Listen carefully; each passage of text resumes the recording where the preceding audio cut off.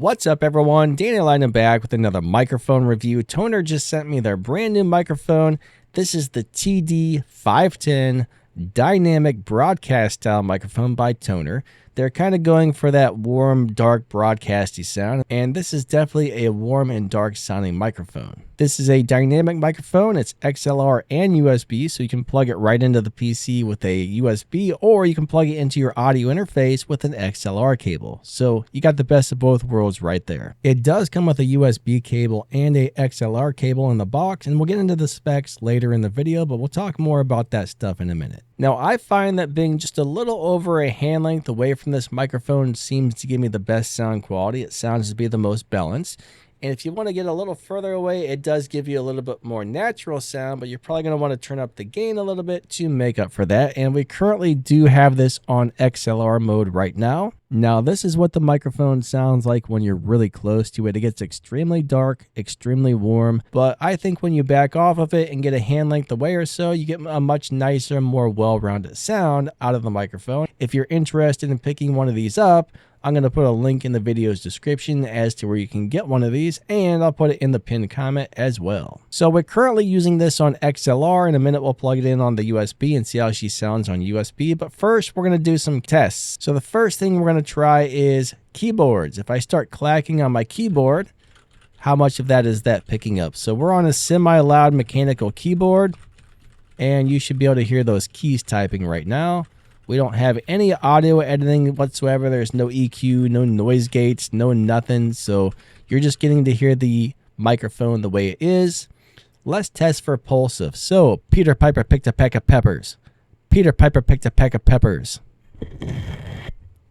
Peter Piper picked a peck of peppers. Peter Piper picked a peck of peppers. Peter Piper picked a peck of peppers. Peter Piper picked a peck of peppers. Now we're going to test for sibilance and see how the harsh S sounds are. So Sally sells seashells, Sally sells seashells, Sally sells seashells. And what we want to know are those S sounds, ear piercing and harsh. I don't think they're going to be on this microphone, but Sally sells seashells. Sally, Sally. So we're going to emphasize those S sounds and see how that works. And see if those were ear piercing or harsh or not pleasant to listen to. So next we're going to do a tap test. So let's go and tap on the boom arm. And personally, I can't hear this right now. I don't have the monitoring on like an idiot. So let's tap on the actual microphone itself. And yeah, so let me go ahead and just turn on the monitoring right now so I can actually hear that.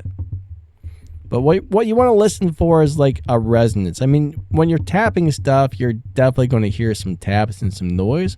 But you're looking for like resonating frequencies and not just some like little tapping. So there's definitely a little bit of resonance there. So try not to bump the microphone. Now we are going to test the off-axis noise rejection. So check 1, 2. Let's go and turn this around to the side. Check 1, 2. How is it rejecting noise from the sides? Hello, hello, hello. Check 1, 2, 1, 2. So now we're going to go ahead and move to the back.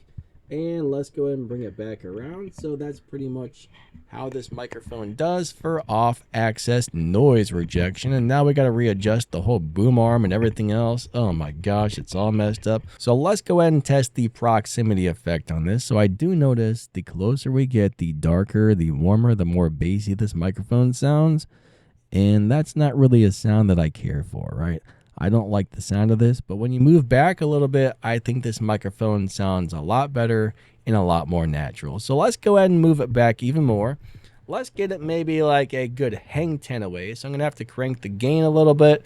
All right, so right now we got the microphone about a hang 10 away. That should give you a more natural sound when you're further away, but it's definitely going to start picking up more room noise when you have the mic further away, but you have the gain cranked up. But still, we need to test these things out and see how it sounds in different positions, in different situations, and all that good stuff.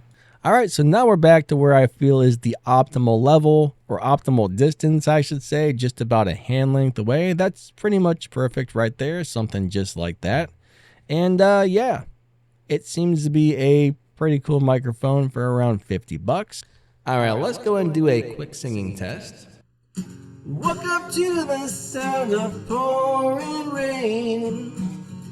The wind will whisper in a dream of you. All the tears you cry, they call my name. I cannot hit those high notes. Paint a picture of the days gone by. When love went blind, you made me see. I know that's some bad guitar playing. Again, I can't hit those high notes, no. I can't hit those high notes, no.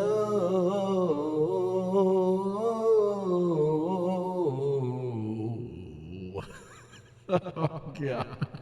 Let me know what you guys think. Do you like the sound of this one? Are you guys like, hey, that sounds great? Do you love it? Do you hate it? Let us know in the comments what you think about this microphone sound. Since they're going for that dark dynamic broadcast sound, let's go ahead and plug in the SM7B and see how this sounds compared to an SM7B. Alright, so this is the Shure SM7B, which is one of the world's most popular broadcast dynamic microphones. People seem to love this thing for podcasting and YouTube and this and that. It definitely has that deep dark sound, and when you get right up on top of it, it sounds a lot like this. This microphone can get a little bit muddy on some people's voices, but bottom line is, this is the Shure SM7B, and let's go ahead and move on back to the Tonor. Alright, so we are back on the Tonor, and we're going to go ahead and switch this on to USB instead of XLR. I do think this microphone sounds a lot better on XLR than it does on USB. It kind of loses some of the high end, I think, on the USB, but let's go ahead and switch over so you can hear this thing on USB. Let's go do it to it. Now we have the Tonor on USB. We have a set of headphones plugged into the back of it, and it is a USB-C microphone. Now, when I first plugged it in with the provided cable, the microphone was not working. My computer was not recognizing it, so I tried a different USB cable, and it fired right up. So there was something wrong with the USB cable that came with my microphone. I noticed it didn't really fit in there. It felt like all loose and weird, and it wasn't making a good connection, but I did switch to a different USB-C cable, and bam, microphone works really good. So this is how it sounds on USB.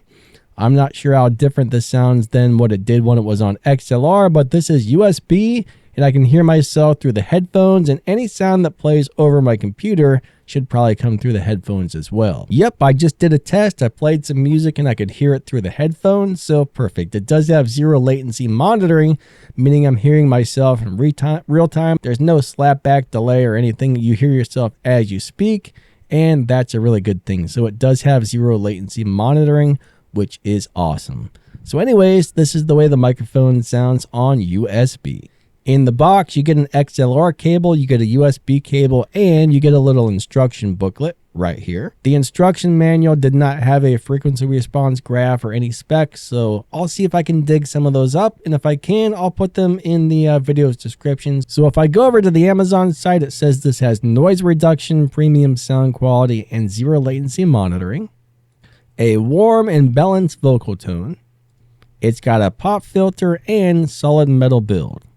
It's plug and play, no additional drivers or anything needed. Just plug it right into the PC and you are good to go. It does seem to have a lot of good reviews on Amazon so far, so the majority of people getting it who have left reviews do seem to like it. So it does show a couple of specs here. I'll just copy this and paste it in the video's description so you can see that, but it does have 439 reviews so far, and it looks like most of them are positive, so a lot of people do seem to like the microphone so far, so that's a good thing. I think what I'm going to do is just copy and paste this entire Amazon description into this video's description so you can read it here. There's also going to be a link to where you can get this on Amazon in the video's description as well. This little photo here does show that this is a cardioid pickup pattern. Let's look at all the little photos. So it's sound to noise ratio 95 dB. And is there anything else important? Okay, that shows you how that works. You got your headphones, your volume adjustments and stuff like that. But yeah, anyways, you guys get the idea.